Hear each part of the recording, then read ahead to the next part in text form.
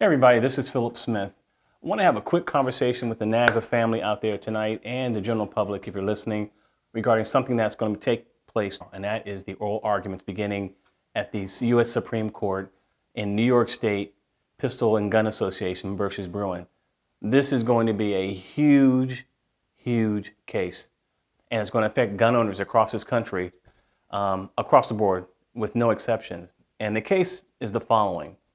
You had two individuals that belong to the New York State and Pistol and Gun Association file for concealed carry licenses for themselves individually.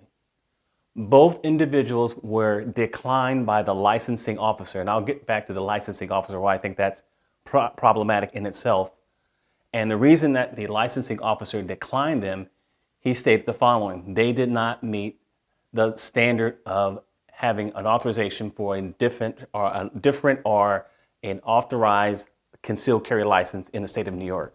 They didn't meet the threshold for that particular request, so they were declined. Both of those gentlemen rejected that, so obviously they filed an appeal, and now that appeal has worked its way up into the U.S. Supreme Court.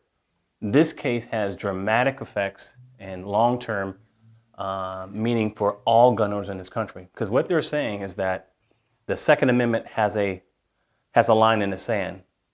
You can carry your gun at home, you can protect yourself at home, but you don't have the right to protect yourself in the broader, larger society.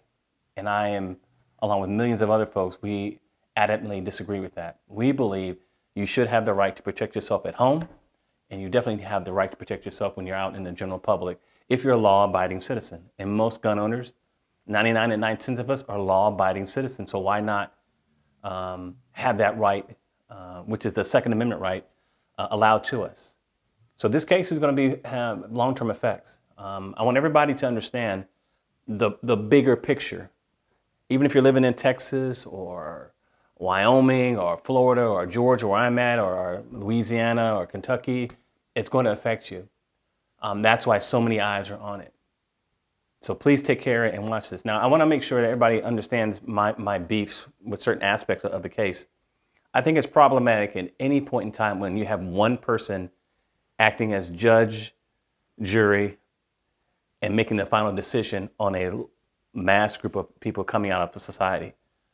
Never should we ever have one person making that decision. It should be a process. If you qualify, if you don't have any felonies, you're a law-abstaining citizen, you should have the right to concealed carry, regardless of the state. That's my perspective, and I'm sure there's others that agree with me on that view. So please watch the case. Definitely understand that this case is huge for gun owners. So please watch this case and understand it. As always, God bless, be safe, and respect.